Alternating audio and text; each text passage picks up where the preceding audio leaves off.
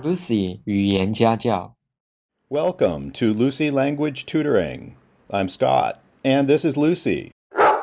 Real English. No textbooks, no classrooms. Today's lesson was produced in Taiwan's capital city of Taipei. Please listen to this recording while reading the lesson. Enjoy today's lesson. It's all coming right now from Lucy Language.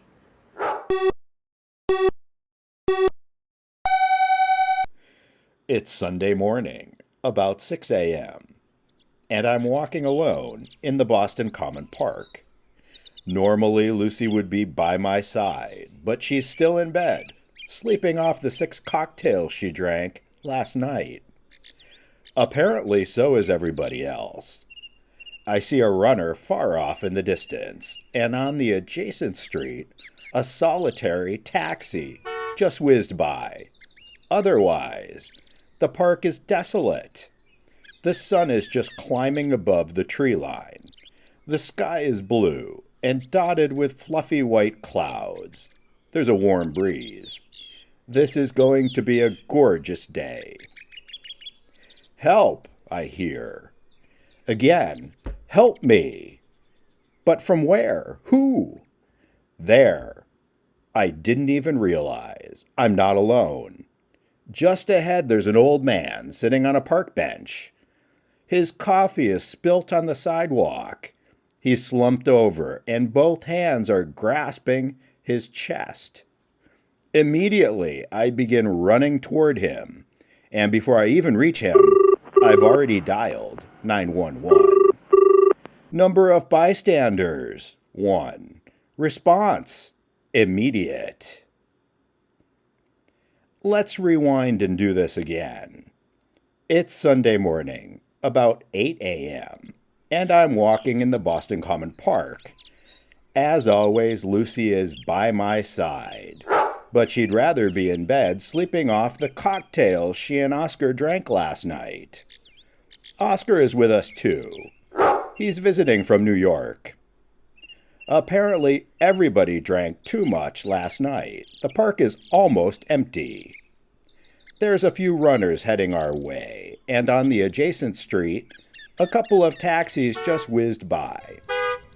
The sun is shining, the sky is blue, and dotted with fluffy white clouds. There's a warm breeze. This is a gorgeous day. Help, we hear. Again, help me.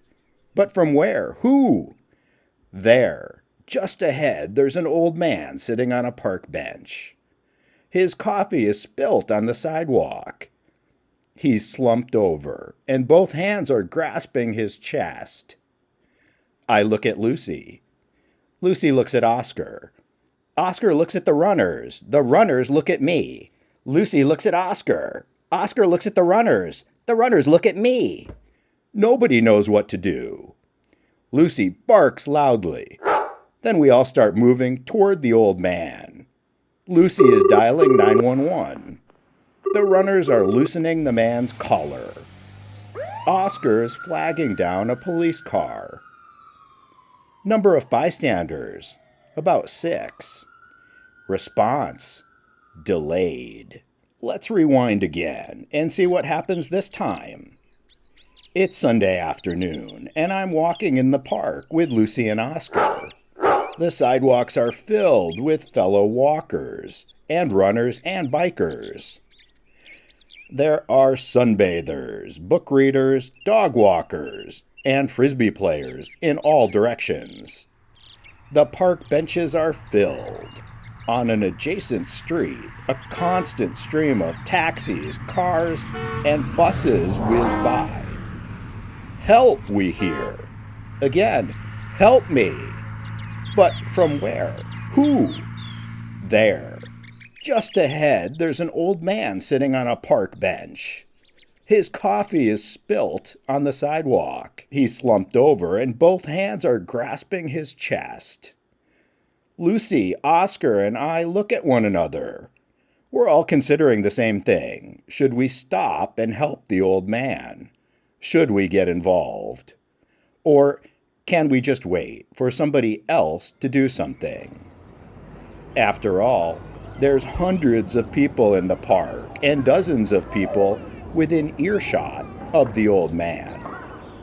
Surely we needn't disrupt our plans. Lucy is slowly reaching for her phone. Several runners and bikers zoom past without paying the old man any attention. But now at last, we're all breathing a sigh of relief. 2 runners have approached the old man and are calling for help. Number of bystanders, dozens. Response, none. The bystander effect is a social, psychological phenomenon in which an individual, i.e. a bystander, is less likely to offer help to somebody when other people, i.e. other bystanders, are present. As the number of bystanders increases, any one of the bystanders is less and less likely to offer emergency assistance. Fear of danger, sometimes merely perceived and other times clearly real, is one reason that otherwise upstanding citizens shun a fellow human in his time of need. The idea of potentially making a bad situation worse, or the subsequent possibility of legal repercussions, is no doubt another damper. Diffusion of responsibility is considered another primary reason for bystanders' inaction during an emergency. In other words, without a leader, all bystanders appear equal, and nobody takes responsibility. Another cause is social influence. Individuals in a group observe the behavior of those around them to determine how they themselves will choose to behave. Finally, and sadly, scams weigh heavily on our minds, especially in emergency situations where blood, bones, and other clear signals are absent.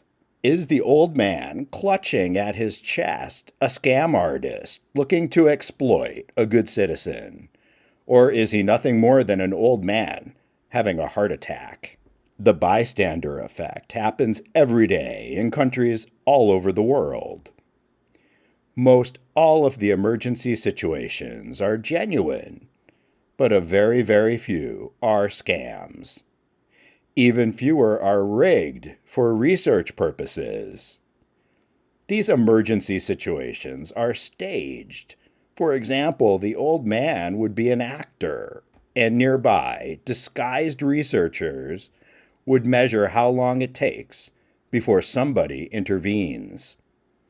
These experiments have found time and again that bystanders are less likely to offer help when others are present.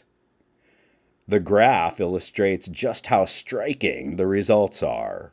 For most of us, I think the bystander effect is built in as part of our human nature.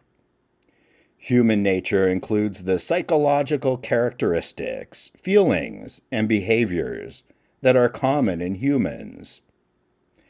There are exceptions to the bystander effect, and without rigorous analysis, I'll go out on a limb and say that most all police officers, firefighters, EMTs, and others who have been trained to, and on a regular basis do, respond to emergency situations, don't fall into the bystander category. Whether on duty or off, they leap to action.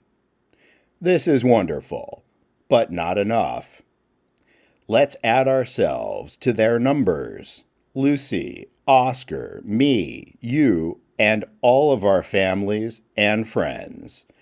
We'll all make the world better when we stop behaving like bystanders and start helping. Most times, it's as uncomplicated as dialing 911, then waiting at the scene until help arrives. Thank you for joining us today. We hope you enjoyed the lesson. To purchase a copy of today's lesson, including the audio recording, a PDF of the lesson, and answer key, send email to Lucy Language at iCloud.com for more details. Lucy 语言家教。